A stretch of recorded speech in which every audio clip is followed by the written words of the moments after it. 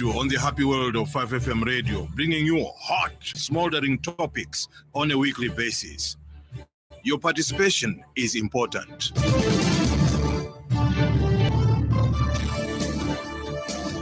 We are back and we are live again on 89.9 here in Lusaka and the surrounding areas. And of course, live also on our partner radio stations. This is the Thursday edition of the Burning Issue here on 5FM Radio. Also live on Tuta FM in Mansa, covering the rest of Luapula province. We are grateful for carrying this program live on your platform. We are also live on Muchinga Radio in Chinsali, covering Muchinga province on 88.1. Don't forget, we are also live in Chingola, but Chingola hosts iWave FM Radio on 90.1, but covers the rest of the Copper Belt. And of course, live also Central Province in Kawe, to be precise, is Spice FM on 91.1 FM. Remember, all these radio stations to live also on various box. Those are apps that you can download on your listen to this conversation live from anywhere around. But also let me make mention that we are live on our Facebook page, and that's 5FM Radio Zambia. And I'm your host, Zachariah Banda. My guest today, interestingly enough, we haven't talked in a while, but he is someone that has been on this platform a couple of times. He is the Permanent Secretary of Special Duties at Cabinet Office, Mr. Patrick Mucheleka. I no longer call him honorable because, of course, he took off the honorable hat a long time ago. Always a pleasure to have you. Good to see you, PS. Thank you very much, Zach, my all-weather friend. It's good to be back, and greetings to all our people who are tuned into 5FM Radio. Good morning, dear listeners. I'm very happy that you are here because it's important that we discuss a number of issues. We will definitely dwell more on the economic progress so far made under the New Dawn government, and which, of course, the same economy that we're talking about has been politicized. That therefore gives you leeway to come in politically if you so wish, because everything is politicized these days. So much as we recognize that you're a civil servant, but please feel free to defend your party in government that has on several times been challenged politically, even economically. So that conversation for us will definitely be more around the economy. Now, 3 years down the line, the New Dawn government keeps talking about achievements. I know that the president has been mocked several times, that he should be ashamed that he is talking of, look at what we have done, when it's not very visible, because the high cost of living is still high, and people are saying it's only when the cost of living has been reduced can you be able to say you have improved the economy. Now, I'm asking you this because I understand your history as well. You have worked at CSPR, right? You have worked at Caritas before in your life, and you understand these issues of cost of living. And so I would want you to adequately explain as to why your government is talking about milestones that it has made economically when the high cost of living is still unbearable. Very important issues you've raised. Zaki, I think you know me, and I can't hide. For those who know me, have been in different situations. I've been able to wear different hats at different times. I'm coming from a background of a development practitioner, practicing. As you rightly said, I worked for Civil Society for Poverty Reduction, where I used to be executive director, working on promoting, lobbying and advocating for proper growth I've also spent time working for Caritas. I worked for Caritas Zambia, which is an organization under the Zambia Conference of Catholic Bishops. Yes. I used to work there.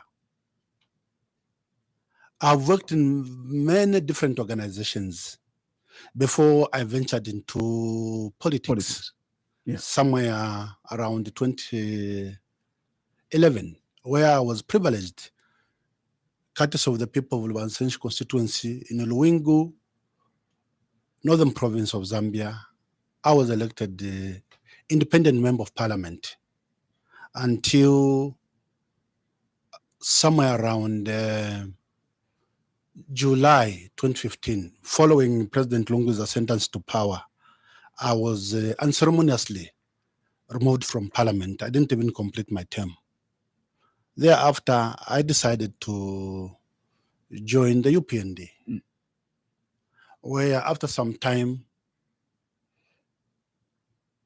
President Hakainde Hichilema and the National Management Committee of the party appointed me as Deputy Secretary General responsible for politics, taking over from my late brother, who worked so hard in the UPND, Kachungas Musamba.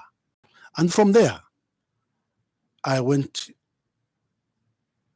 full throttle in the field to mobilize for UPND. And by 2021, we had done our groundwork, our homework.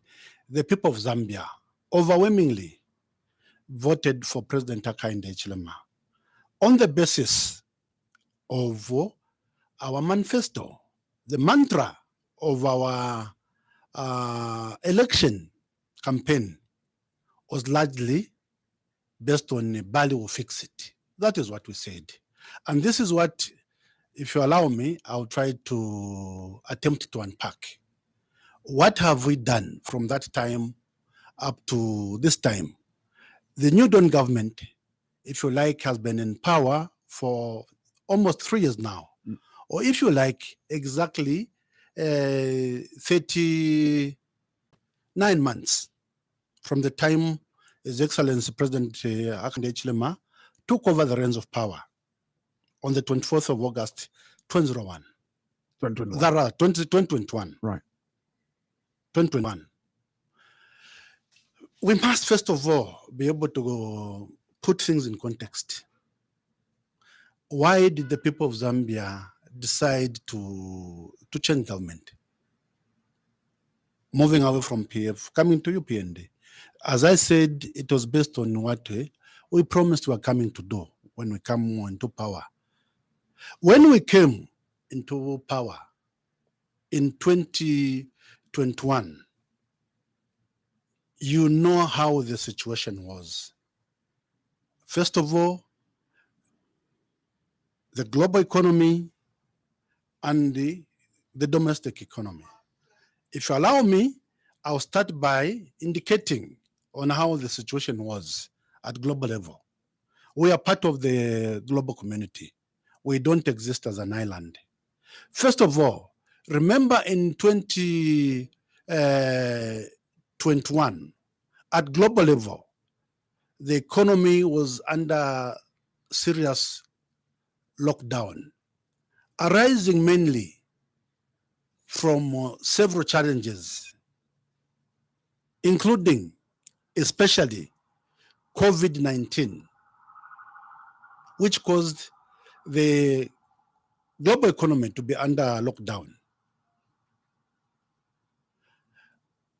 As if that is not enough, for some time now, the world, the entire globe has been dealing with the challenges of climate change and global warming. That has had a negative effect in almost all countries of the world. In some cases, countries are experiencing droughts. Some cases, countries are experiencing floods. And wildfires. And wildfires. The vagaries of nature. Everything impacting. And that had a serious effect on the global economy. Before we could even settle down, Remember the geopolitical conflicts, the Russia-Ukraine war, which is still raging as I speak to you. Remember the Middle East crisis. All these issues ultimately had an effect on the financial and economic, the financial and of course the global economy. All these had negative effects, leading, if you like, to what is what I may call as hyper global inflation. There is no country world over that has been spared. All the countries have been reeling from these challenges. That is the situation we found in 2021 at global level. Here at home, the biggest challenge that we found, obviously, was the huge external debt, leading to a situation even before the onset of the COVID-19, the country defaulting. The country had defaulted. You see, Zaki, dear listeners, today's world has completely changed. Someone in Washington, sitting in the UK, sitting anywhere, will be able to know the status of Zambia. We had been able, our economy, which between 2011 thereabout, when PF came into, at an average of 6 GDP per annum, to a point where we were reclassified from a lower middle income country. 2010, 2011. Fast forward between 2011 and 2021, all the gains that we had made had completely evaporated. The country regressed into junk status. There was nothing that was happening in Zambia. And such that the effect was especially felt much more in the mining sector. Konkola and Mopani under Glencore had to close down.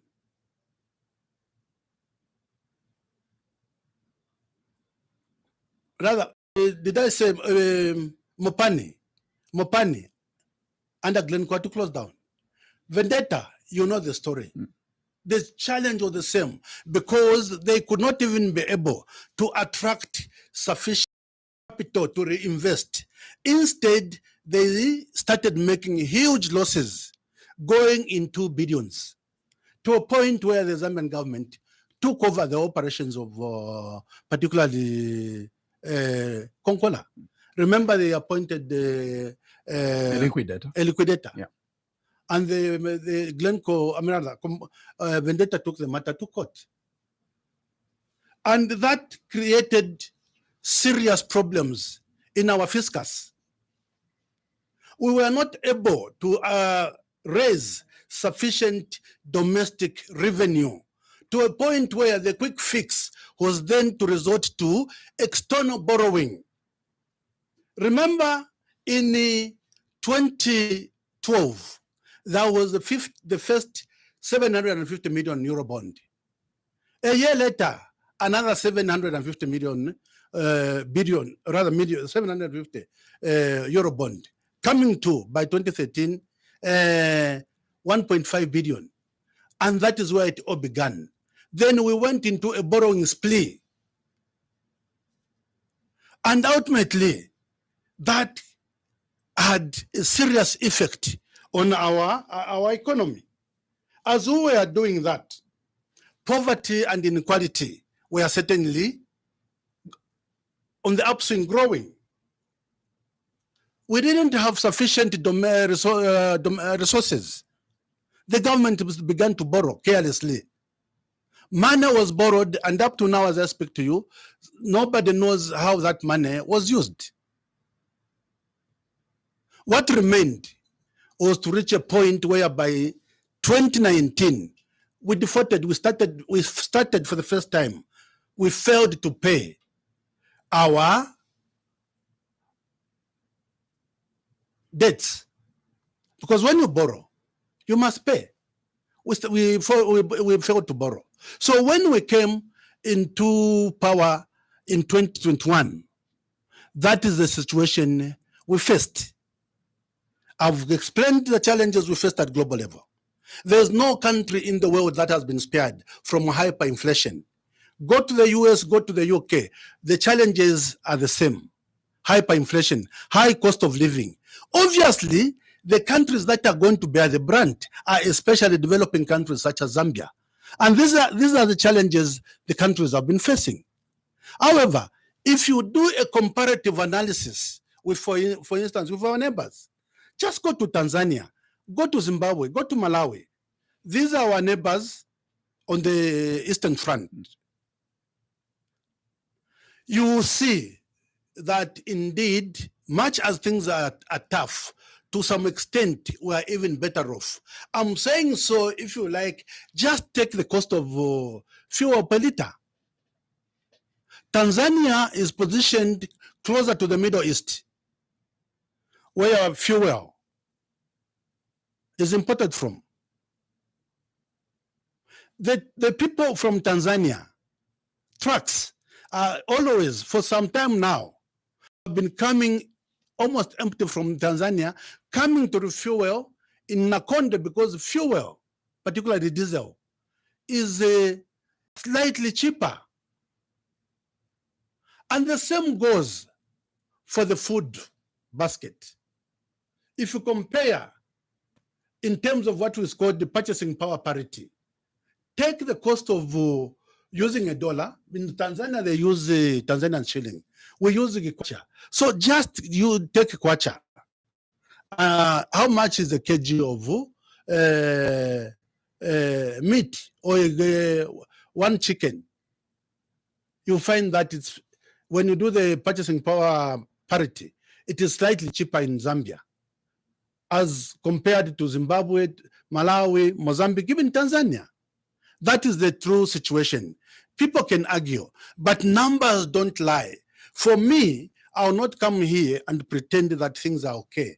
I will tell you that yes, we agree, the cost of living is high because of the challenges that I've tried to outline at global level and of course domestic level. It is a question of what have we been able to do from that time to up to date for the 3 years that the new Dawn government has been in power. And this is where you must be able to hold us to account, because we promised that Bali will fix it. How are we doing it? Remember, when we were in opposition, we had our manifesto, where we even had a 10-point plan. Our friends in opposition, in the ruling party then, used to laugh at us. What are you talking about? 10 points plan, what do you mean? These people don't have a manifesto. We had a manifesto. Now, given that the people of Zambia, cuts of the people of Zambia, they voted for President Hakainde Hichilema. What have we done? Very quickly, before we could even settle down, we sat with our technical government and now harmonized our manifesto, and they were able to come up with the 8th National Development Plan. Very important. That is where now we identified, if you like, Zaki, 4 important pillars. 4 important pillars to enable move from where we are to a middle prosperous income country. Under the 8th National Development Plan, which is running from 2022 to 2026, that is where now we have been able to put the details in terms of what we are doing. And so far we have come up with 4 pillars. Number 1 is economic transformation and job creation. Very important. Secondly, human and social development. Thirdly, environmental sustainability. And of course, good governance environment. However, the most critical pillar of these, all of them are important, but the most critical one, where we have also put a lot of focus, is first of all, economic transformation and job creation. In there, we have come up with 4 important sectors, looking at the livelihoods of the majority of our people. It is true that mining is very important in Zambia. After mining is agriculture. Then there's manufacturing, and if you like, SMEs, and of course tourism. Under these key economic sectors, we have been able to identify that mining is so critical. I want to tell you frankly, the first thing that this government did when President Hakainde Hichilema took over was to work tirelessly, and he was being mocked by our colleagues in opposition that it's not possible for him to get a debt restructuring. We managed to do that. Almost 85% or so of official debt structured. What does that mean? The impact on the economic well-being of our country, particularly completely almost folded up. Mining sector, mining firms closing down, people losing jobs on the copper belt. As I speak to you, Zaki, the majority of our people on the on the copper belt, in the mining who had lost jobs are back at work, and many more are being employed. And like I said, the macroeconomic indicators have now turned out to be positive, and that has been able to bring back those foreign direct investors, foreign direct investment. But in the last 3 years, we have been able to attract well over $15 billion of investments in the mining sector alone. Almost counting 12 mines, copper mines have opened up. Artisanal mining sector, subsector of the mining, people are being given licenses to engage in legitimate mining. And as I speak to you, remember one of the promises that the president made publicly, in the short, medium term, we should be able to reach 3 million metric tons of copper production. And certainly that is within sight, given what we have so far been able to, the kind of investment that have been able to come in. Remember, just last week, people across the country, particularly along the line of rail, from Livingstone up to Kalumbila, people were mesmerized by that big The cooler box. The cool box that people were able to watch. That is the kind of investment that has been able to come in. You see, even if we have copper, even if we were to take the 12 or if you like 20 richest Zambians and ask them to make a consortium, they may not even be able to make 2 billion. So if we are going to get value for copper, for our minerals, we should be able to transform them, add value. Otherwise, they will just remain in the ground. And our future generations will come and find them, and they will blame us for not having done anything to engage in sustainable development. So what we have been able to do in the last 3 years is to attract well over $15 billion. That means, Zaki, like I said, 3 million metric tons of copper is within sight. What does that mean? It means then, therefore, that we are going to be able to, first of all, create jobs for our people. The Northwestern Province, which previously was called the Cinderella Province, is now the new copper belt, if you like. People are moving in droves from the old copper belt, if you like, to the new copper belt, looking for jobs. Job opportunities created for our people. That means we are going to produce more copper, we are going to export more copper, we are going to have more revenue, and we are going to improve our fiscus. And that's where the argument is, because much as you attract foreign investment into the mines, I think the argument, which has obviously stakeholders, politicians have brought out strongly, is that these foreign investors' interest is to make money and better their countries, and not to better Zambia. They are not here to probably improve our situation in terms of infrastructure, for example, and just social, status of this country. So the issue here has strongly been, and this is what also the opposition, especially the former ruling party, are saying, we were poised to begin to nationalize the mines and not the direction that the UPND is taking. Zaki, don't you think that they could have a point that if we nationalized, we'll actually bring literally all the foreign exchange in this country, unlike when it is in the hands of the foreign investors? Can I tell you, go anywhere in the world, how many countries have nationalized their economies? Those are old, tried socialist, communist policies that have not worked anywhere in the world. Go to China. China is able to attract foreign direct investments. Very, very important. And even for us, when you're talking about nationalizing the economy, the copper mining sector, we have walked that route before. Remember the first 10 years of our independence, the mines were basically in the hands Government of run, yeah. No. The first 10 years or so. Yeah, the first 10 years, yes. The private investment, and they were able to operate very well, and they were able to decent revenue to our copper. I mean, to our coffers through what is called Mulungushi and Matero reforms. In 1969, 1971, President Kaunda, at a public meeting in Matero, and also at a UNIP conference in Mulungushi, announced what is famously referred to as Mulungushi and Matero reforms, which national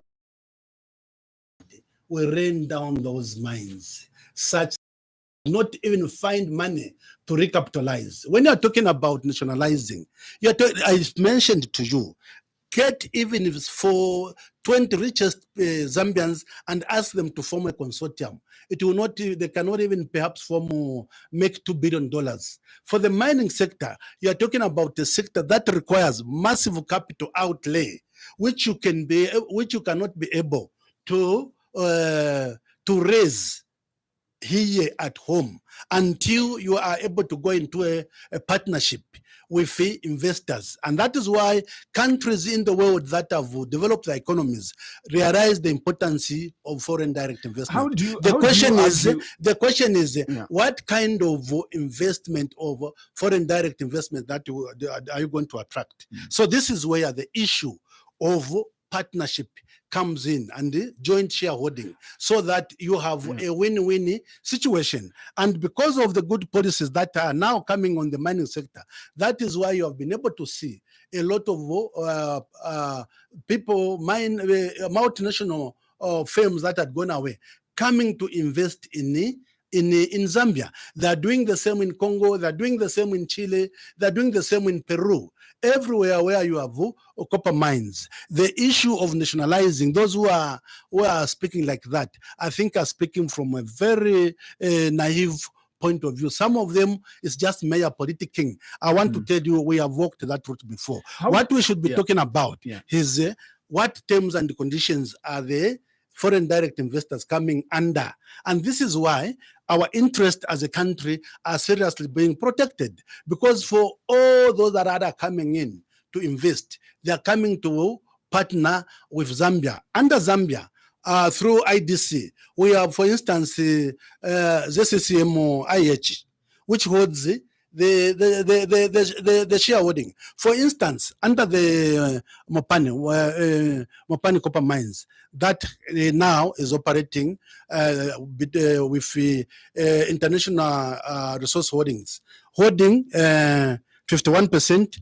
And before that, before we restructured, the ZCCM was only holding 10%. Yeah. We have been able to restructure that. As I speak to you, we are now holding 49% of the shares, meaning that it is a joint venture, and the dividends that will come through will actually accrue to the Zambian people through the dividends that will be declared, and that money will go to the coffers. Other than that, it is the taxes that will be paid through ZRA, and that money will start now going into our coffers. And for the mining companies that are coming on stream, we have been able to ensure that they have a serious corporate social responsibility in the areas where they're mining. Yeah. And also our people being involved. And this is why you see today on the copper belt has certainly taken a positive turn, to a point where we are certainly coming out of the woods, and we're about to turn the corner, because the copper belt economy in particular has begun to show signs of improvements, and we need to do much more. Now, let me take you to, let me still stay with the issue of Mopani. First of all, let me remind our listeners that our guest this morning on the burning issue today is Mr. Patrick Mucheleka, who is the Permanent Secretary, Special Duties at Cabinet Office. Now, let's get down to the Mopani issue. Whilst ZCCM-IH was still holding 100% shareholding to that, I'm made to understand that ZCCM-IH did make a proposal to government that this Mopani mine is adequately capitalized in terms of equipment, investment. All the holding needed was basically $300 million, and that ZCCM-IH, using the people that are actually working at Mopani, could be able to manage the mine, and they would be able to revamp the mine without necessarily bringing in an investor. And this proposal was made to government. What would you say was the reason for not heeding to the call? I can tell you frankly, if there's anything that I may leave out, my colleagues in the Ministry of Mines can come and further unpack those issues. And in the recent past, there's been that debate over Mopani. How it was sold. But I want to tell you frankly, after all is said and done, it is the issue of raising capital. It requires massive capital investments. Okay, remember, we are coming from a background of where Glencore put out because it was not profitable to continue mining, and they were making huge losses. And there was almost, at the point they were exiting, I think there was a date of almost $1.5 billion. Okay, should have been more than that. Much more than that. It must have been 2.3 now, also. with the new shareholding, there has been that restructuring, and importantly, if anything, the data has drastically come down. And importantly, whatever we do and say, if there are people that may still have questions, those issues can still be dealt with. Competent, the Minister of Mines and the Minister of the Minister of Mines. But from what we have explained so far is that our interest is that we have increased first of all, the shareholding, like I've said. And importantly, being able to attract the much required capital, so that remember, at some point, in 2008 or thereabout, we were producing over 750,000 metric tons of copper around 2008. By 2021, that had drastically reduced to below 250,000. So our interest is to ramp up production. And because of what has happened, I can tell you frankly and sincerely that the production has been increasing. Almost all the mining companies that are on stream, that are operating, and the ones that have opened up, are beginning to produce much more. Just in the copper industry itself, like I said, almost 12 mines that have come on stream. And those mines are creating jobs for our people. A lot of things are happening. And if you want to know, Zaki, it's a situation ultimately where we say, okay, where do we go from here? What do we want to do? I mentioned to you that our aim, we can do the politicking over mines and everything. Our aim certainly is to reach 3 million metric tons of copper, which is within sight. Very, very important, because that has a positive bearing on our economy, on our well-being. We are trying to increase the revenue that comes from our major export earner, which is copper. it had drastically reduced. We want to increase that, and that is happening. What that means is that once we have more and more copper exported, more foreign exchange dollars will come into our economy, and the impact on the exchange rate. But also importantly, our people will have access to quality jobs. There will be enough for everyone. That is what we should aim at doing. If you go to Mopani, things are happening. You go to Kansanshi, things are happening. We have Konkola. Remember, we have been dewatering shaft 28 in Wansha. That is happening. I mean, very soon to also add up to what is being produced. Mingomba mine is on stream. Lubambe, Kalengwa, Mumbwa, Kasenseli, a lot of things happening under the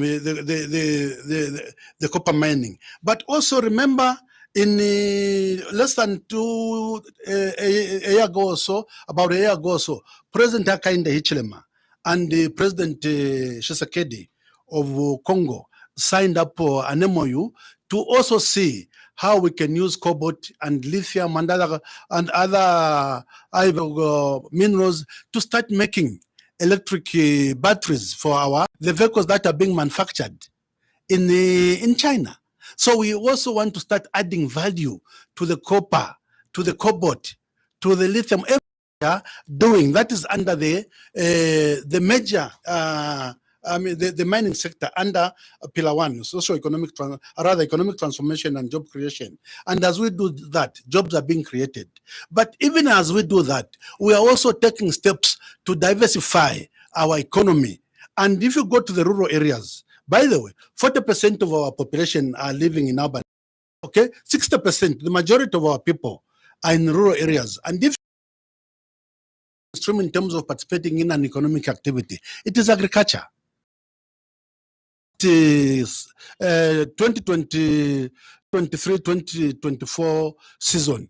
Particularly, we were faced with a severe drought that created a serious, massive crop failure in almost six of our 10 provinces, resulting in that crop failure obviously has resulted in food insecurity. Not only have we suffered food insecurity, but you've seen what has happened to the energy crisis. Load shedding. Reason again being that for almost 60 years, we have been dependent on one source of power, hydroelectricity, being generated through mostly Kariba and the Kafue. When it doesn't rain, as it has not rained, we have had this crisis. And indeed, it has been a wake-up call. What has this government done?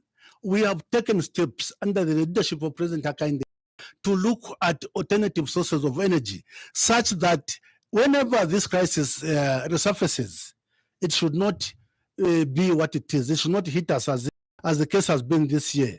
I want to tell you frankly, we have taken steps and we are calling on independent power producers to come and invest. We have taken steps to do, if you like, what we are calling energy mix. We are looking at solar energy, and we are also looking at improving or adding clean energy. Mamba Coral is there, which has been producing 150. Will now be producing, I think within the 6 months or within the next 6 months, we're able to add another 150. And we're also doing a lot of other projects that we have invested in the energy sector. In Samba, we are trying to do 100 megawatts solar energy in Choma and many other places. Power producers are coming on board. And this is very important, because whatever we do, if our economy, our people are going to have jobs, then we must be able to look at those important enablers, the catalysts. Energy, very, very important. And added to the energy sector, what has to be done and what we are doing. Of course, we have sufficient installed capacity. Remember when we came in 2021, and there was that project under what was called the Kafue Lower Hydro Power Extension Project. Only one turbine was installed. Within the last 3 years, we have been able to add 4 more Even when Exim Bank of China held back the funding, we raised our own resources through ZESCO and made it in such a way that 4 additional turbines came on stream. Except for now, those have not been able to work because the water is simply not there, arising from the drought.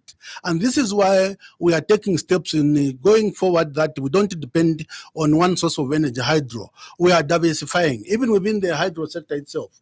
We are going to the north, where we are encouraging, and we have gone into various partnership programs. We are doing trying to do the Kalungushi water project. Abantu Kalungushi hydro power project. Abantu besukulu ngamle umfa through Radio Tuta. Amalait takwaba. Amalait abafika ayakwasha mumayanda kuti washa. Whether nga chabi pape stuma pamlando wa mfuluku kanaloka twalikuwa hata hilo shading pantu amenshi tayaya kukariba na kukafiwe pakuti amalaiti ambe kubomba nomba tulefuaya abantu besu kuda kulwapula ilia manganizi baleyimba na suji light ila eba process kuda kuine. We want to ifila bakateka balilanda idia mansa, what used to be called mansa batteries to reach the add value kuda kuine atubika kwa amalaiti te tituakane ubupina. I want to tell you, Zach, this government is fixing it by creating wealth so that we now begin to share wealth after we have created it, by ensuring that the economy begins to work for us. Yeah. And going forward, the 2025, the economy is projected to grow at 6.5 GDP per annum. If that can be sustained for the next 2-3 years, we begin to see the results. Yes, you may not see what is happening now, but I want to tell you frankly, my dear fellow Zambians, Ndempapata, you can even be able to see that direction. Ile moneka, ile langa, we are getting somewhere. Importantly, these hurdles that were there have been sorted out. So now our focus is to grow the economy. Even as we do that, we are not going to leave our behind. Remember, I would want to also find out how you intend to grow the economy when your national budgets have been very highly consumptive than productive. And your boast right now as a government is that you have actually increased social cash transfer, for example, and everything. And there's a huge part of the budget that is going into consumption than productive. So how do you strike a balance with growing an economy in that direction? This is where, you're doing things in a methodical way. Remember, I told you about the World Bank and the IMF, that even today, when we sit with the World Bank and the IMF, focus is not only to look at the macroeconomic indicators. We are looking at the impact of these interventions, particularly on the poorest of the poor. The poor is important. Once our economy begins to in a positive way, beginning to grow, then we are going to have even more money. Remember, when we just first came, we looked at where the majority of the poor people were. The majority of our people, Abantu Besu, Abapina, Wosauka, are found especially in rural areas. Even if we are taking steps to restructure the economy, we will not leave the poor behind. And the only way to also look after them is to look at social protection programs. When we came in 2021, we found only about 600,000 households on social cash transfer. As I speak to you, Zaki, that number has increased by more than 100%. We are now at 1.3 million households. Added to that, we have added another 952,000, particularly in areas that were negatively affected by the drought. Those 8 districts where we are implementing what we call emergency social cash transfer. So if you like, 1.3, getting 200 kwacha monthly Now, because this money, they get it bi-monthly, they're getting 400 kwacha.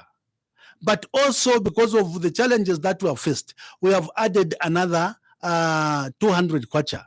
So they are getting 600 kwacha without fail, consistently from the time that we came into government. We are doing that. And also, we have been able to ensure that those that have going into entrepreneurship, we have the special vehicles. Some of them we inherited, such as the CEC, where the SMEs here in Lusaka, Kwamandevu, Kuchilenje, Kawata Market, arising from the fact that we are faced with this the energy crisis, load shedding, through markets where people to ply their trade, has been able to install generators there. Our people work, so that as they work, they can also have access to capital. You saw 3 days ago or so, I think last week, to be specific, the president at the Mulungushi International Conference Center launched a program where APSA Bank has put aside 1 billion kwacha that can be accessed by our women, youths, including men, SMEs, those plying at Chilenje Market, saloons, barber shops, whatever they're doing, they can have access to capital. We have made it so easier so that we begin to take the majority of our people out of poverty. We don't want forever and ever our people to be perpetually dependent on social cash transfer. Yes, that program will continue, but more and more people have to be given an opportunity to graduate so that they start working for themselves, and then they also create jobs, while at the same time looking after those who have no means. Even under social cash transfer, there are categories. We have people in rural areas, the vulnerable, persons with disabilities, female households, everyone being catered for without anyone being left behind. And even there, we are encouraging our people to stand up and be counted. Instead of just consuming, like you said, consumption, we want to encourage to start doing something at their household level, something that can help in an extra income. Over time, there are a lot of initiatives. This is a social cash transfer. But before that, I was talking about that. Under the 8th National Development Plan, we have a program called Comprehensive Agriculture Sustainable Program, where we are clearly looking at the agriculture sector and see how we can restructure it by way of allowing it to take a different shape, by our people not just also being fully dependent on the farmer input support program. We want more and more people to graduate into commercial agriculture. We want to go into irrigation farming. We want to ensure that in those areas where it is raining heavily, it rains like in the northern part of Zambia, our farmers to be farmers throughout the year, as opposed to just growing one season or single crop maize. We want them to be commercial farmers throughout the year and add value. We are creating agro value chains. We are also creating farm blocks in Nansanga, in places such as Kawam under Chief Mshota's area. There are things that are happening there where we try to grow and also create outgrower schemes under the agriculture sector. Remember, as I speak to you, Mulungu's textiles, which was highly politicized, the obsolete the machinery is being removed. New machinery is being put so that very soon it will start operating. But as it operates, it requires raw material. Raw material is cotton. And we want our farmers in Mumbwa. We want our farmers in Mwembeshi. We want our farmers in Kabwe. We want our farmers in Luano Valley to grow cotton, more and more cotton, cash crops, so that there's that raw material which Mulungushi takes down to you create proper forward and backward linkages in the growth. And as we have been doing from the time we came into power.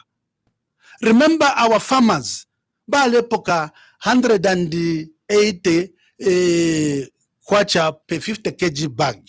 Olopako balipila, tabale balipila. Bale kala limbumu kawapo tababa pelindara mashavo. What have we done? As I speak to you, just this year, under FRA, despite the challenge of the drought, we have been able to purchase well over 650,000 metric tons of maize, ensuring that there is a national food security. And the farmers, as I speak to you, have been paid. And they're being paid 350 kwacha per bag within a very shortest possible time. As I speak to you, we have almost finished distributing the farming inputs for 2024-2025 season. And we are praying to God that indeed it should do rain everywhere. In the northern part of Zambia, it is raining very well. We encourage abantu to be so. Muishitisha umufundo please ukokuno alwapula northern Muchinga. We are receiving reports that some of our farmers are taking the seed. By the way, even seed we have almost finished 100%. Instead of plowing, and so this is how you transform the economy, so that no one is being left behind. Yeah. Again, I'm still trying to find the logic around. I hope you don't draw me back to around, the mind. Around the budget. No, but around the budget, I'm still trying to get. I mean, we just how obviously cash transfer is a consumptive. We are talking about the budget. It's a consumptive vehicle. Other than that, as if that is not enough, another highly consumptive vehicle is government employment. You as a government, first of all, let's understand that we all know that the private sector is the best driver of the economy if employment is increased in the private sector, because then the private sector will definitely provide more tax. But look, under this situation that we are in, economic situation that we are in, where we are grappling with energy crisis, and also agriculture it did not perform. This government has continued to employ servants. This again, it tells that much as you are on the other side of the economy, the private sectors are folding up. All right, some are closing down because they can't cope up with the energy crisis. Production is concerned, meaning that we are basically reducing tax base. But this, on the other hand, this government is still trying to encourage more consumption on the budget, I believe. Exactly. How do you then strike a balance? Yes. Like we expected that in this situation, the government would probably create some job freeze of some sort. Zaki, if you're asking me these questions, not that they are your personal questions, perhaps you're picking issues from what people are saying. I want to tell you, for countries that have moved forward, countries that have developed economically, the most important investment that you can ever make in a country that wants to create economic prosperity, economic growth that is sustainable, is to invest in education. Yes, and proudly so, we have been able to employ well over 40,000 teachers, and we're still employing. We have been able to employ well over 15,000 health sector personnel. Very, very important. If you want your economy to grow, you need to have an educated population. You can never manage to leave people behind without educating them. And this is why the greatest investment that you can ever make if you want to get somewhere is to invest in education. And President Hakainde Hichilema, without being forced, even when we were in opposition, we announced that we are going to provide free education from grade 1 up to grade 12.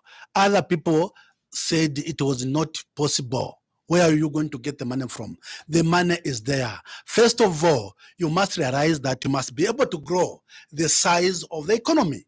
And that is what we're doing. When you create the size of the economy, you are going to have more and more revenue you can deploy in key social sectors such as education. And that is what we're doing. And mind you, if the economy has to be sustainably grow in Zambia, then you cannot neglect the importance of education. The greatest equalizer in one's life is education. And this is why President Hakainde Hichilema gives himself even as an example. How he grew up in a village in Wengwa using free education under the UNIP government. And most of us, including myself, I'm a beneficiary of free education. What we should talk about and the issues, Zach, should be, what are you doing to grow the size of the economy? And this is why I've been able to tell you that we are using those key economic sectors under social economic transformation and job creation, the mining sector, agriculture, tourism, manufacturing, SMEs, to create wealthy, to create revenue, to create money, which then we will use to not only grow the economy further, but also get surplus, which we can invest in the human and social development. So where would you say the money, where would you say the money is coming from to sustain currently to sustain the increased employment that is going to be conducting? Yeah, we have been able to demonstrate now because now it's justifiable that you are borrowing for consumption, unlike for borrowing. Where are we borrowing?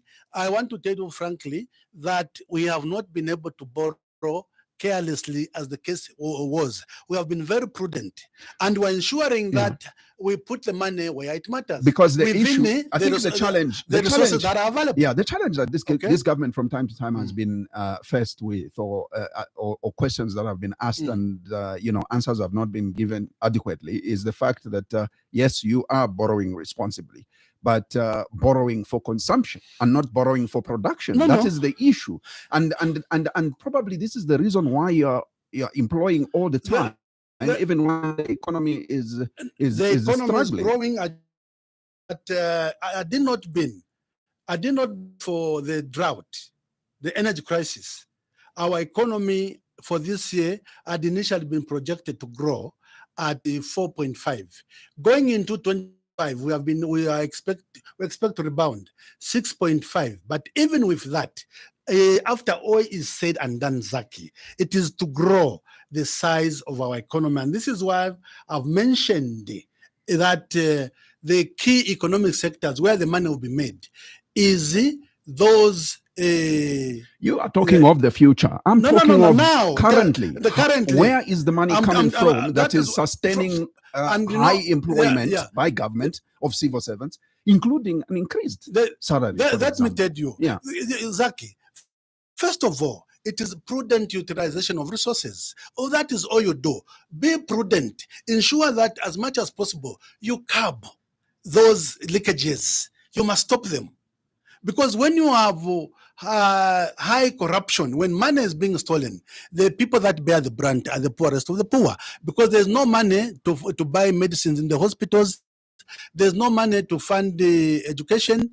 But however, if you restructure and you ensure that everyone falls in tune, then you will have resources that you can use to increase even CDF.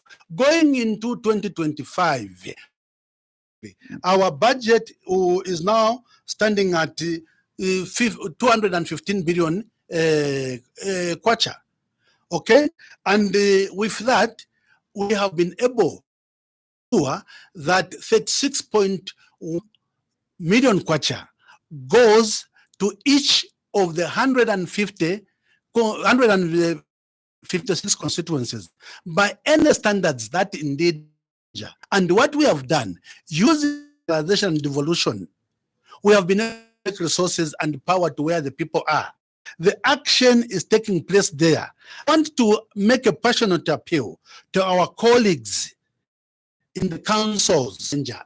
We can do so much with this money if it's properly utilized, and we build and put in place accountable mechanisms and money being used for the intended purpose, so that by all possible means we reduce the poverty gap between the rural and urban areas. We want economies. We want to build the capacity in the rural economy. That is the only way we can do it, and we are doing it.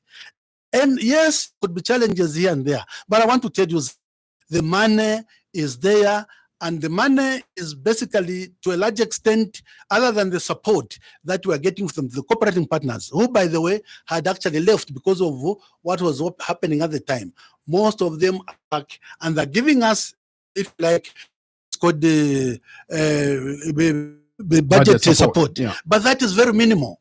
We are raising, to a large extent, this $215 billion for our budget, mostly from domestic resources arising from the taxes. And this is where we want the economy to largely be dependent on the role that the private sector plays. First of all, the role of government is to ensure that we create an enabling environment for the private sector to function. And this is why I've been able to proudly demonstrate to you, without even talking from an abstract, I've been able to mention to you figures, numbers that are happening on the copper belt. I mean, in the mining sector, investing, and as we invest, more revenue is expected to be through and those taxes go down to government, and then government then can even increase the CDF. What is important is for all of us. We were in opposition for a long time, and we kept saying, give us an opportunity to come into government. We will come and fix it.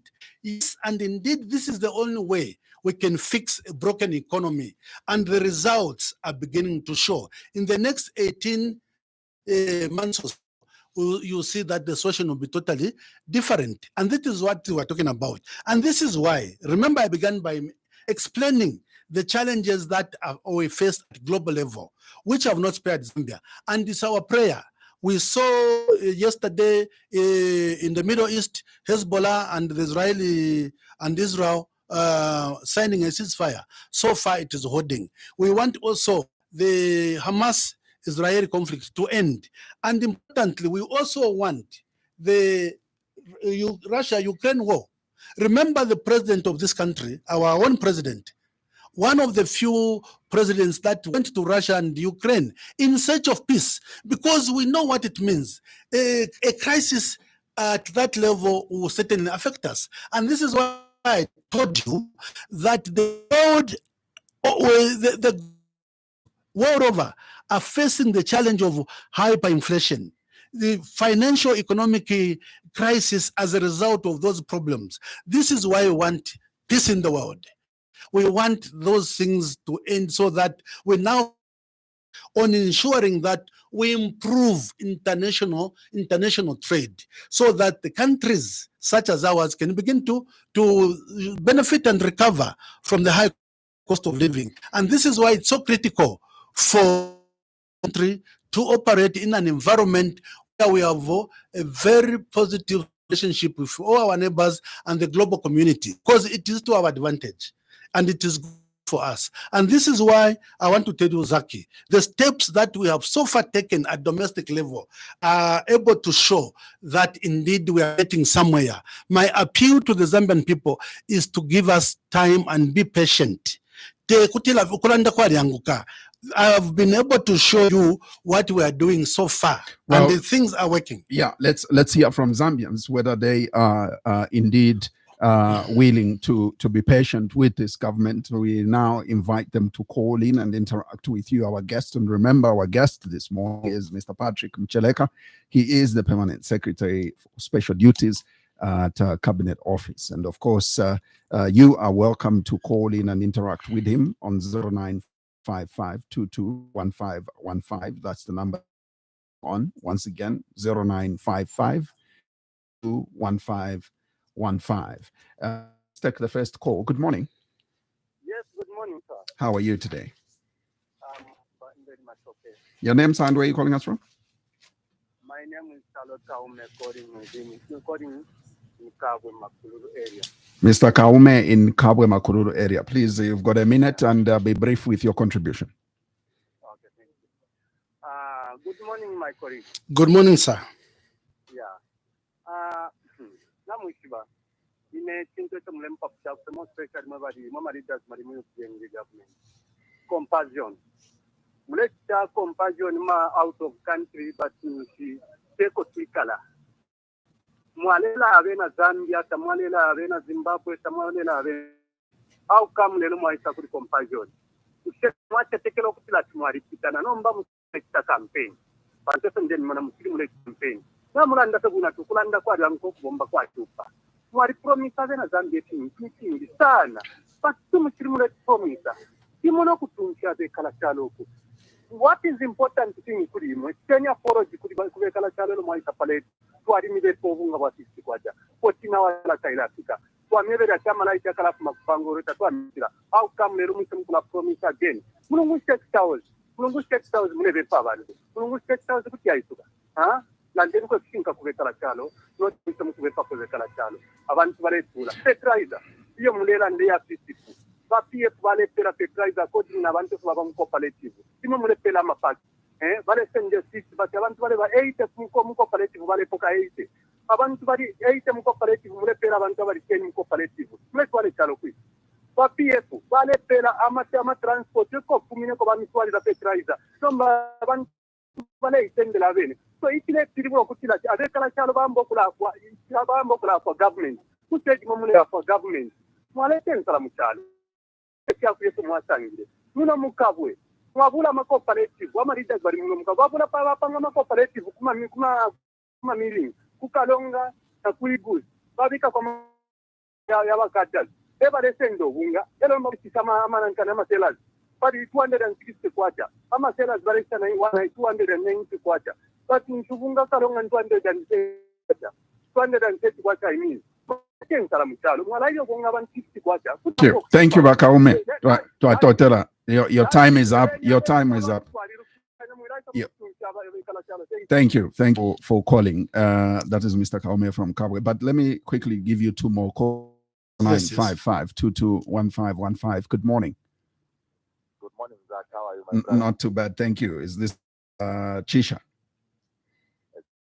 Speaking to brother Chisha within Saka. Honorable Mucheleka, how are you, sir? Good morning.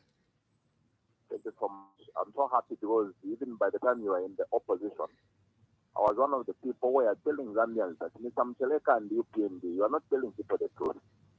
And what you are criticizing today, your leadership is going to understand what you are condemning today. And we seem to be vindicated. Mr. Mucheleka, sir, start with your statement where you said you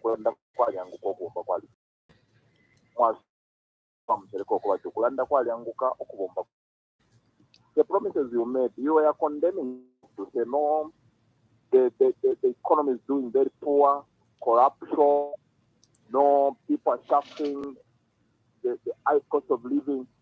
Today, a bag of millennium is how much? By that time, the bag of millennium was at 120, 125 kwacha. Mr. Mucheleka, I want to believe even in This is not what we expected. It's not that you can't come up and tell us to say you're also disappointed. So this is not what you were telling us. You were condemning almost everything. Look at the corruption else. 6-point-some billion of US dollars. Go just listen. Are you really serious with what you're doing, YPND? To be honest with you, Mr. Mucheleka, things are bad in the country. It is my first time to hear people feeding on Gaga. Gaga is not food for people, but for animals. People are surviving on Gaga, and you are busy telling us to say, no, Zambians should give you time. This time for what? For more suffering? Mr. Mucheleka, as I go, it is my first time in the east of Zambia. Maybe by the time I was not born, things were happening the way it's happening today. Whereby, if you want to buy a millimeter, you need to carry an NRC. You need to go and buy a millimeter. In part of in Eastern Province, we have heard that if you go and buy a millimeter, you have to paint your finger as if you are from voting. Honestly speaking, in this country, can you have even the courage to tell us to say, no, you need more time? More time for what? Because you have thought close to 4 years, we have not seen tangible results from what you promised Zambians. And if telling us to say, we should give you I'm telling you, the situation we are going to find ourselves is going to be worse than what we are experiencing today. So that, you know, I'm to say that it was the only truth here this morning is by Kuranda, it will go in the record of them as a truth, and your words is truth, nothing else. Thank you. Thank you. Thank you very much, brother Bishop, for that. I'll give you one more call on 0955221515. Good morning. Good morning, Brother Zach. How are you today? Fine, thank you, sir.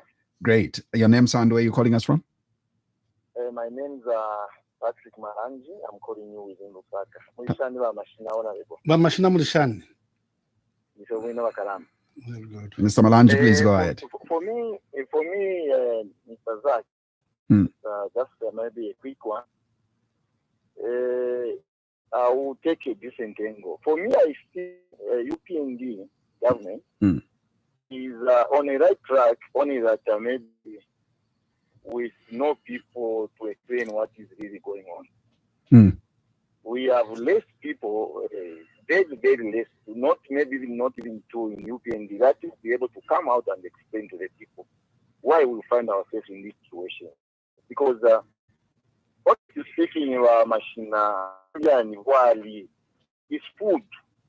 If you the issue of food, with this few or maybe few days that are remaining to 2026, I think you'll be able to cross it. So that will be my advice. Secondly, also explain just in simple terms the reason why, because I know the time the time you were campaigning, Mucheleka promised to say, no, you bring the new meal, fuel, and all those things. I think you have an opportunity now to explain to the Zambian people to say, no, I think last time we were in opposition. But why we didn't know what was on the book. Now, since that driving seat, we are the one driving. What we found is A, B, C, D, and that's the reason why we cannot have Uwunga at this price. We cannot have fuel at this price. But now the problem is we have no one to explain, and that's the reason why we are being attacked. And the chance come, and for sure, we can leave this further because good. And just like the way Brother Chish has said, it's very true, but for me, who is the UPND and the sympathizer for UPND, honestly speaking, let's be able to go on the ground and explain. And most of the time, when you are given an opportunity like this by machine, I think it's a good one for you not to explain and don't even mention PF in any way. Just to say things that you are going to do and things you are about to do. Don't even mention PF. That way, I think people will be able to hear you and will be able to go forward. Let me give chance for others also to contribute. Thank you. Thank you so much, Mr. Zach. Thank you very much for coming. Let's have you explain. Yes, if you can be important. brief, the better, so that we taste of the pudding is in the eating. Simple. Balela ndapa mulungush textiles. Atusheka bombate akabombe. I'm sure na mumono kwebati fi machine fi defa ona ike fi akale. tulefunyamo tulebikamo if you are new pakuti yambe kubomba kuda kuibale panganama na malaiti ave ne bale ipangila mulungushi textiles balambo kuipangila malaiti pakwe bati idia processing plant ile bomba ofo ndeko sedesha. I'm encouraging our people, our farmers around Kabwe, Central Province, and other far-flung areas where cotton can grow as a cash crop. Remain so that to kwate raw material. We don't want Mulungu's textiles to be a white elephant because there's no raw material. So other than growing maize, we must as a food crop, but we must also grow other cash crops such as cotton to enable Mulungu's textiles to have that lint that will be required. And when it is open ngambo kubomba, abantu besu bakengera kwenchitu bakala bomba baka kwatendalama abantu nga bakwatendalama bale fola kuti bayashito bunga mulelanda pabunga ati ubunga muzamba mwaibera ati bale tisha padi 250 230 benne bala mukustisha kule. You see pakati palia ubunga muchalo bale bati yo ubunga tamuli kabiya nife concept ubunga mule busanga. Yes, itimwa busanga, but that is why we are using ZNS to produce affordable mini meal. And ZNS is in the Southern Province, Choma, Chongwe, Kabwe, we are using Zambia Correction Facility, Vale Pango, Wunga Kudia, Kumkobeko, Zambia Correction Facility, and also ZNS Kumpika. And that mini meal is being distributed everywhere, retailers. And we are saying, Ubunga, Tabaya FRA, Ayavena Zambia, Iowa, Ubuteko, Ubunga Zambia, so that we ensure that there is a household or the national food security. Ama mills, Ngabale Fuaya, Badis Minishuang, Gabapoka, ama license, Ministry of Agriculture. Ngabale can go into export of mini meal. There's a very huge market demand of our mini meal in Congo, and that is why we want to grow more. Our intention as government is to ensure that we reach 10 million metric tons of maize, so that no bunga wawelo mutengo. I want to be sukuma rural areas. I'm a farmers. Banima femukumo no kwatendarama. And the ifofebe kala mutaoni. Tatwa ishibana abantu be sulimbe fo bachura pakoti bali mataba. Tapari mutaoni ulanda papa pamataba yo balanda pabunga, because that is that is what they consume. But what we have been able to do is to also turn the terms of trade. And once we grow, as we grow more, chavi pira fono mwaka mwe bantu bakwalesa twaisa kwata drought. Nang famingalanda leso mwine aleta drought. How can you say no mana muponyensala?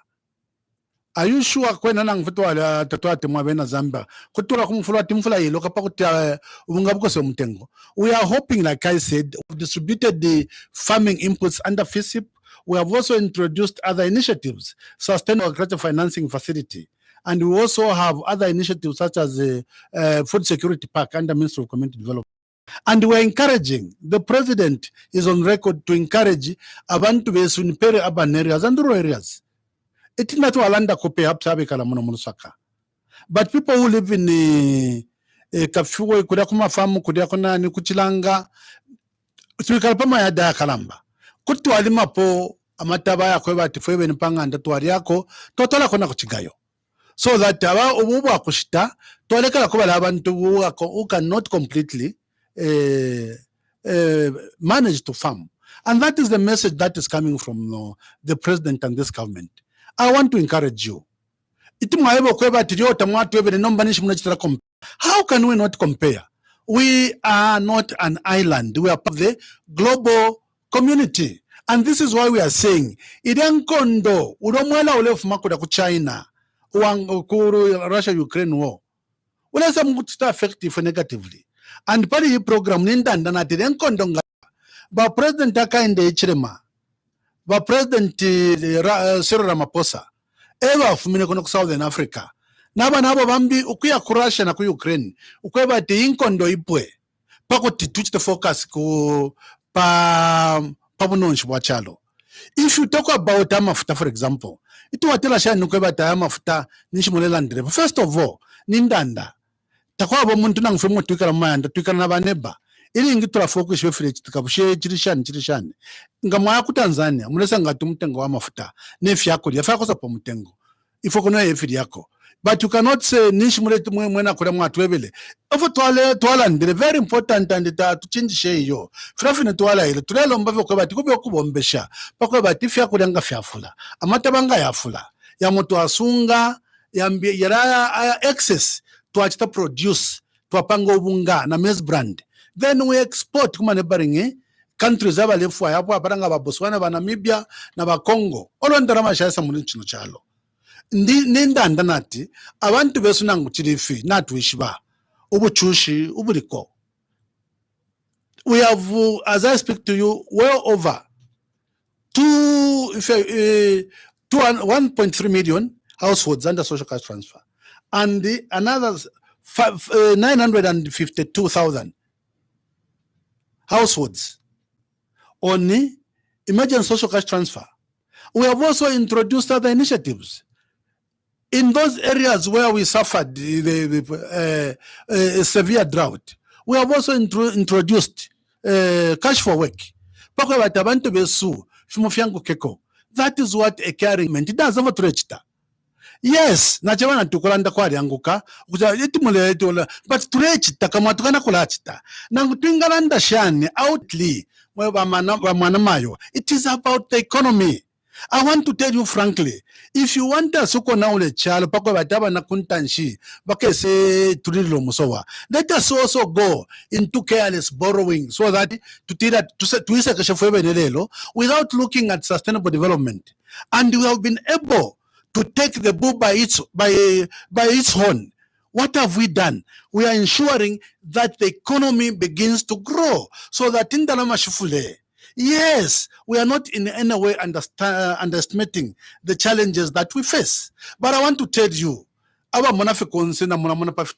TV, social media, how everywhere the high cost of living has increased because of hyperinflation. And ichirengele ninkondo yi abapanani because not why shide inkondo takwali inkondo ngayapwa ya to focus ne fin to global ifala Zambia. But even with that, under difficult conditions, we are working very hard na direction na muimona because amaramba sta yabepa dijamule muna filafi machine tule landa kona pali fumofo tule mona. Yes, we know but mone nukutilati filafi machine mule muna file pita mu musebo my investment ya chitachi ku box mwale muna mwa toilet ambande subila kungo ko mwale bakawumi mwali chimone cha repitire abantu besu bala kwa tuntunga na kwa tenda na mutumba nangoli mole mukwabo mutengo liko wana we just afford abantu besu bale bomba Zach, you are telling me mule ingisha ba teacher nishi mule ingishisha abakuwa ba nurse na bonza. Very important. A health nation is a wealth nation. That is what it means. Importantly is to ensure that the size of our economy begins to grow, and that is what is happening. Signs are there. You can see sooner than later we'll be able to turn the corner. Yes, I know. The machina nabachishoko mwachitiro kutilati the toileta condemn ba people to more position. Ucha condemn? Yes. Ngabalefana boti bachita condemn, but when you condemn finish to chitile. What are we doing that we can look for yo? Now we can do politics. We all know how to do politics, but I'm a politics. This season is for us to work for our people so that we don't want to that is our focus, and that is my key message to the people of Zambia. In simple terms, Bamashina, that is what it means. Importantly, we are on the right trajectory. nga chakwa fiat twata neglect bochi twe muku kongola pakuti twise muku ta subsidize fidaba nensu balchita baada ya chita subsidize ama light baada ya subsidize ama na fuel of yonse. No, but it's not sustainable. Kusha fenko kongole itibaisha isanga ifo tulevo kwe batina let us do it nga twatila fati chiba fefira fine pakuti abantu wale tutasha yo na fyango it will not work twala shafe chalo mukayo fi as our friends left it. And then somebody said I haven't mentioned nshulumbu ile PF pakano pano yo. I'm a politics nachita. I've never mentioned, I haven't mentioned anyone. I've focused on real issues. Yeah. And I'm saying the real issue here, eyes on the ball. It is to grow the size of our economy. And in going into 2026, rather 2025, our economy is projected to grow at 6.5%. If that can be sustained and even increased, then sooner than later we'll start feeling the positive effects. That is what it means. Let me give you another message from Facebook. This one is from Henry Mavimba, who says, when we are in such quagmire as Tanzania, Malawi, and Zimbabwe, are not good benchmarks examples, right? These have policies that have put them in such a state. Our policies are embedded in the campaign rhetoric back in 2021. Possibly benchmark ourselves with the likes of successful African countries like Botswana. What is it that they are doing rightly that we can actually learn and copy from? Tanzania, Zimbabwe have had one-party government since independence. They have no new idea as for Malawi. I mean, despite entrenched political interchange, agriculture is their mainstay that can't sustain the economy and sound political development. Agriculture in Africa has been competed out by low cost of production and, of course, unconventional marketing practices by the West. I've got another one, a message here from Kebi Jupa. Kebi Jupa says, good morning, PS 5FM, and greetings to PS there. He says, there is, sorry, just give me a second.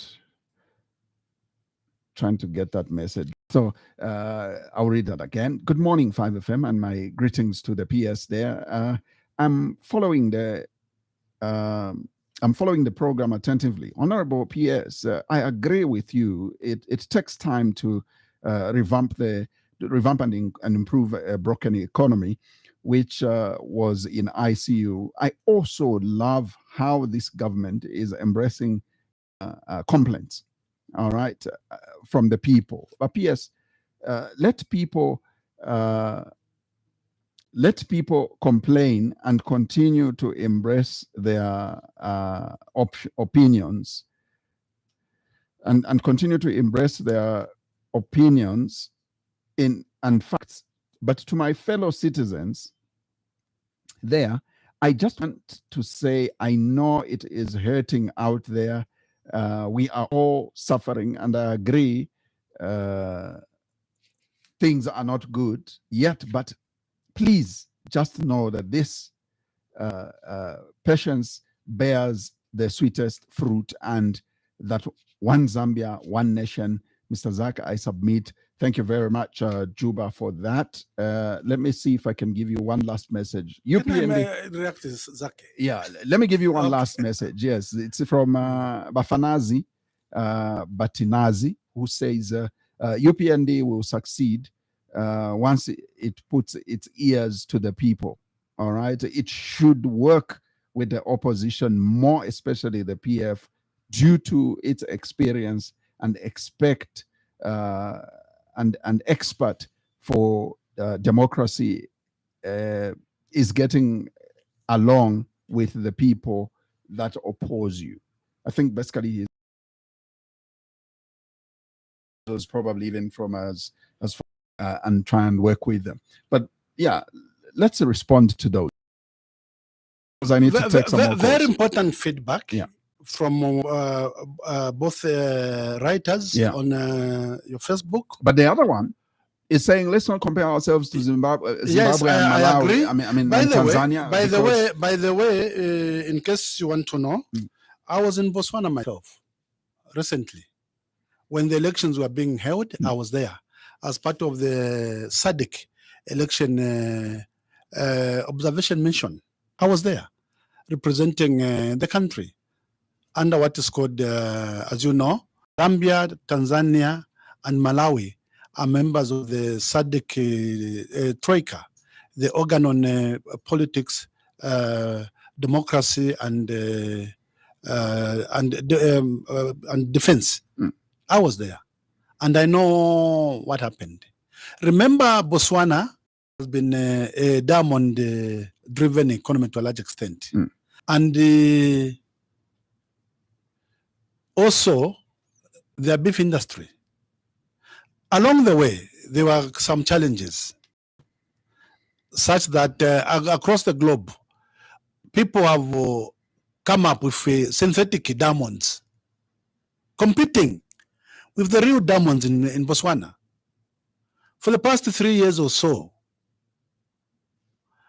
De Beers and the Botswana government, in fact, changed the shareholding. So you reached a point where they started facing challenges. There was no reinvestment in the diamond sector. Challenges there. Services went down. And this is the story I have to tell. In Zambia, under the current administration, it is what we are doing with our natural resources. What are we doing?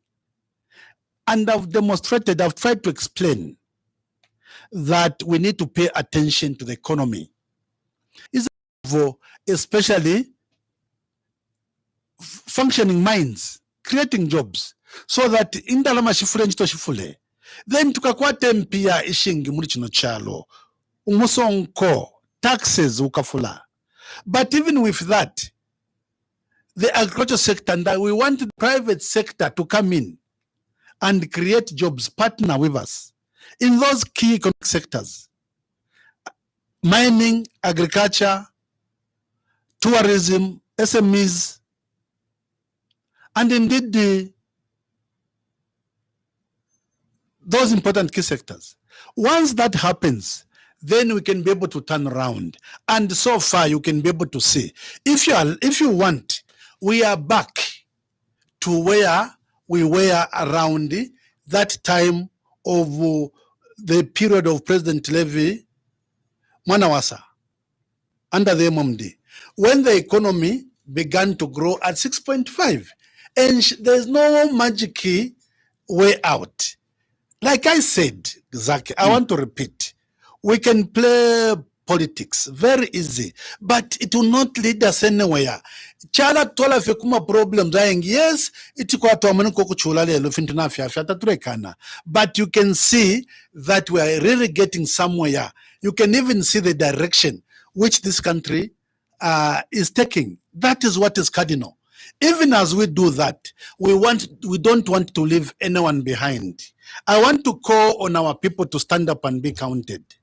I said to you, Zaki, you have challenged me. Why are you bringing up mostly consumption budget instead of creating a robust economy? And we are saying, even as we do that, we will not leave for you. The West will be over. The crisis in the will certainly be over. We are praying to God that it should rain this year, so that tukwata malaiti ayengi everywhere fambo kumba ngafambo kuvomba amalaiti konsoko yali kulwa polodeni our southern province, western province, everywhere. Abantu besu now will be participating in economic activities. That is what matters. If you think and believe that what can sustain us are subsidies on fuel, subsidies on energy, subsidies on minimum, tachaka tutwali kutali chimono omuntu umulwele alilwala what can I say, Zaki? Somebody who has to go to undergo surgery. Sometimes if somebody has cancer, what do? You have to amputate that particular part of the body where the cancer is, so that you save the rest. It is very painful, but once you go through that, then that person fully recovers and begins to enjoy life. And this is the what this government is doing, without being shy. It is not easy. It is painful. Will be criticized, but sooner than later, things will certainly look much brighter.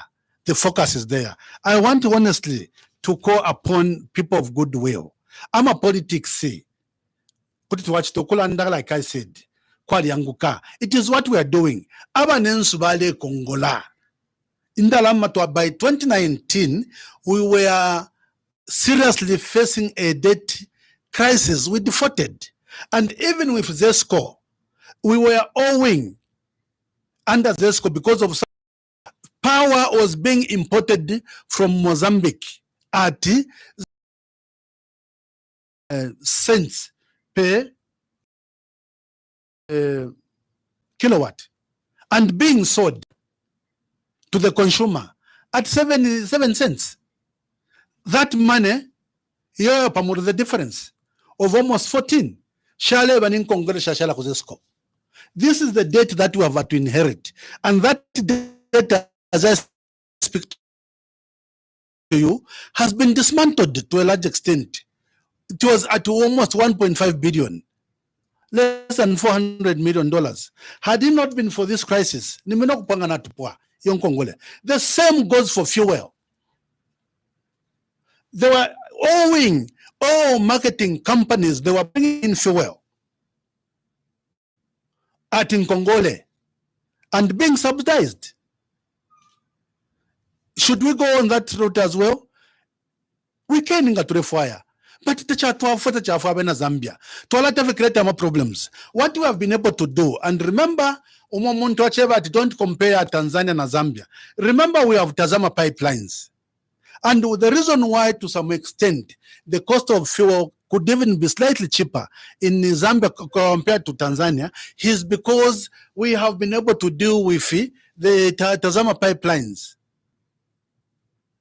I'm after Yalesa using that. We worked on that. Yalesa. We are not just depending on all marketing companies. Even though those all marketing companies who are bringing in fuel, we are not being paid. We have largely dismantled those areas. That is what we do. That is what we have done.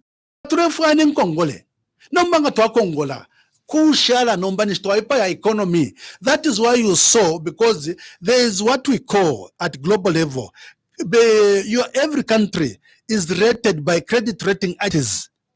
Moody's, you know them, S&P. They rate you. And if they see that you are junk status, they will not come. No investor will come into Zambia to invest. And that is why you saw everything is linked. That is why you saw on the copper belt, Mopani and Konkola, Vendetta and Glencore failing to attract additional investment. Instead, they went into Congole because no one was willing to come to Zambia to put up additional capital because they were not sure their investment would be safe. But with this government coming into power, the new Dawn government, the debt has given breathing space. We have moved away from junk status, negative minus C. We are now somewhere getting to be B+. Very, very important. And that is how you grow the economy. Alen Salah, in Bemba we say, in Salah, Nindi Minwa, Tempulilwa. You can compare with Butekonshi, Ubo Ninga Wumbanabo. Ubo Akutiba Ingla Munkongole, and then you say, Yom Kwaifika is over. To fix, he's fixed by way of restructuring the debt, ensuring that he refocuses on growing the economy. Because once the size of the economy grows, then the 20 million people who will have a stake in the economy. But also we are saying, don't just sit back and wait. Yes, if you did cheaper. But we are saying, won't say, let us have a part to play. Let us, it's more work and more work and more work. And that is why we are determined as a government, working with the cooperating partners and everyone, the private sector, civil society organizations, and everyone coming together to ensure that we create an environment that ensures that the possibility of everyone participating in an economic activity indeed happens. That is what we want. We will not just sit back and criticize without being doing something about it. We are doing everything about the economy, and first things first, it is about the economy. It is about the economy. It is about the economy. We can argue and argue, Zach, we can do politics. Abanenso, bade tabdazi kubomfen Kongole, Kongolo bashen Kongole, ubuteko bwaisa, olo bwasa sangen Kongole. That's what we did. Do you want this government again to go into that trajectory? The answer is no, because to a lot of create more problems. It's kalamba trefo kwebati. In the debt restructuring, as the way the debt has been restructured, so that ultimately we build the capacity to also, at an appropriate time, begin to service or to repay the debt. For the time being, we've been given breathing space so that we focus on growing the size of the economy and to build capacity to pay back the money that we borrowed. Because whether we like it or not, that money has to be repaid. And that is what we are doing. A minute, please, your concluding remarks. So, Zaki, there's a lot to be said. And I think from what I hear from our people is that we need to explain more and more on what we're doing. And I want to tell you frankly, going forward, all of us have a responsibility to call Nabantu Besu in the urban areas and rural areas, that they know what we are doing. The himself has been on record to explain what we have been doing, and other people have been saying, look, the president explains, and as he explains, we also need to come in and further amplify on what the president has been doing, what he intends to do for this country. Importantly, you can see, if we continue on the same trajectory for another 2 years, I'll talk about 2026, the election year. It's just getting into 2025 towards perhaps the year end. Things will certainly be different. Praying the rains come, we have sufficient food, the energy crisis is dealt with, more and more investment in the energy sector, the mining sector, and of course turning around the agriculture sector, and having our SMEs access capital, very, very important. And even that we have put up in the 2 billion cash for work, enhanced social cash transfer, and will certainly continue next year, because of people have to be given time to recover. And also the 1.3 million number of people on social cash transfer, and almost 2.5, if you like, almost 2.3 million households on social cash transfer. If you multiply that by average family size of almost 4.5 individuals, you are talking about almost half of the population being well looked after. But this is not something that we can say and it will continue. We want more and more people over time to be graduating, to start participating in economic activities through these important sectors, and many initiatives that government working with the private sector have been able to put up, so that we create wealth for our people. Well, we cannot share poverty, we only share wealthy once we create it, so that there is sufficient and enough for everyone. This is how countries have moved forward. Even our cooperating partners, those that are able to assist us, went through what we're going through, but they were remained focused and steadfast. And this is what this government is doing under the leadership of His Excellency President Hakainde Hichilema. I want to sincerely thank those that tuned in, or those that, particularly those that called in. Thank you so much for the feedback. We hear you. We are with you, and we will never leave you alone. Difficult as things might appear, I can tell you frankly, this is the new Dawn government, and indeed, Dawn is coming. We are able to see. We are getting there together with your support. We are with you, for you, and all of us. We buy from the some shops. But I want to tell you, the global economic financial crisis is something that is being faced by the countries. It's the steps that we take. We want order. In Zambia, it is so good to be a Zambian today. Rule of law restored, peace and order. You can move everywhere. If you want, you can wear green, you can wear red. There's nothing like because you are wearing a particular color, which the party uses. Peace has opened more markets, bus stops. That is leadership. And it's one of the important ingredients for a developing country that is moving forward. Peace and harmony, order, that you are able to see. Yes, the because the damage was colossal, but we are getting there.